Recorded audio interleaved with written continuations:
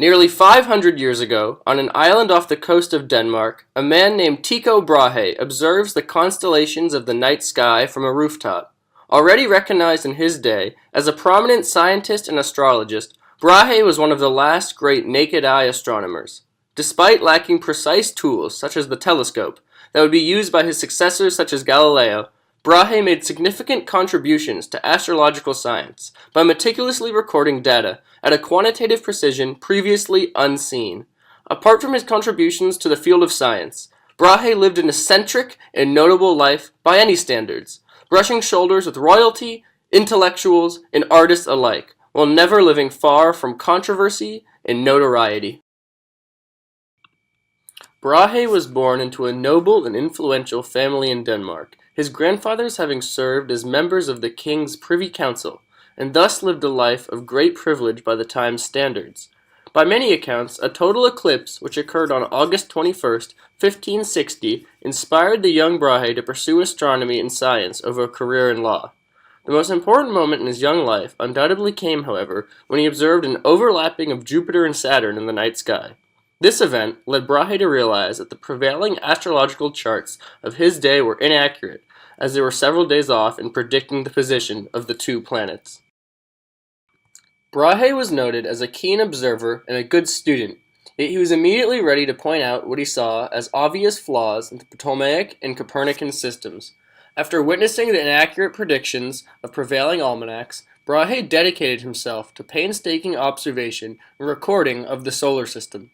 Due to considerable wealth inherited from his father's estate, Brahe was soon able to construct an observatory around 1572, just in time to witness an event that would jumpstart his career as an astronomer. During the course of his work, he observed what appeared to be an extremely bright star in the constellation known as Cassiopeia, shining even brighter than Venus. Brahe also observed that the star did not appear to have any sort of stellar parallax or movement against the background of space. This proved that the star lay beyond the moon and any other objects with the stellar parallax, making it a new type of object never before observed. This new type of fixed star discovered by Brahe, through naked-eye astronomy alone, is what we know today as a supernova. This discovery, recorded in his first text, De Nova Stella, skyrocketed Brahe into European scientific fame, however also made many uneasy due to his willingness to challenge the dominant ideas of antiquity.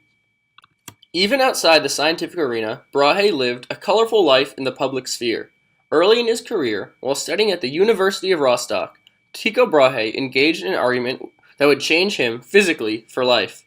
Brahe engaged in an extended quarrel with another student over a mathematic formula, and the confrontation became so heated that the two resolved to settle it with a duel.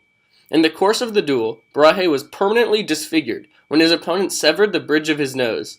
Brahe survived, but was forced to wear a prosthetic nose for the rest of his life.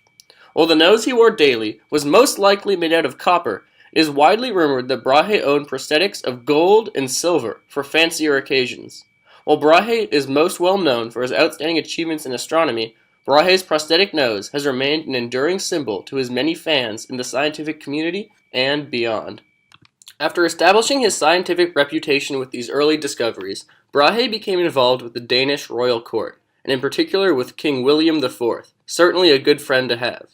Because of Brahe's reputation not only as a man of noble blood, but a distinguished scientist, the king soon appointed Brahe as the lord of the island Ven, where Brahe constructed a palace of science aptly named Uraniborg, after the Greek goddess of astronomy. Despite being very unpopular with the peasants and especially the minor nobility of Ven, who he taxed heavily, Brahe established his island and palace as a center of scientific research, in particular for his greatest passion of astronomical observation. Here, at his center of learning, Brahe developed his own unique printing press to disseminate and preserve his precise quantitative system of observation, which allowed astronomers to accurately predict and chart the movement of stars and planets at a level of precision previously unheard of. Many of Brahe's calculations were incredibly accurate, even by modern standards, especially considering the equipment and instruments available. One of Brahe's most notable discoveries during his time at Ven was the Great Comet of 1577, which he used to successfully disprove the Aristotelian cosmological model.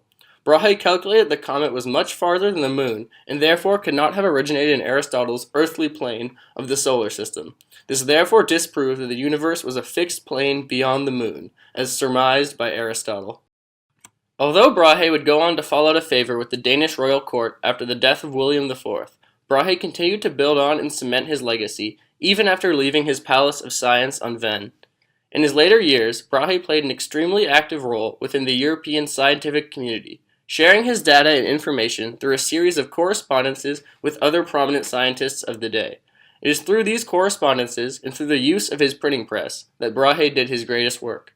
By sharing his methods of observational procedures and techniques, Brahe influenced a whole new generation of astronomers to adopt his method of observational astronomy. Brahe was also ahead of his time in regards to heliocentric versus geocentric debate, although he still incorrectly hypothesized that the Sun orbits the Earth while all other planets orbit the Sun. Brahe's greatest legacy is seen as that of an empiricist in modern times, a great observational scientist who raised the bar for precision in measurements and calculations. Brahe's work would go on to directly influence many of the greatest minds of the scientific revolution, such as Galileo and Kepler.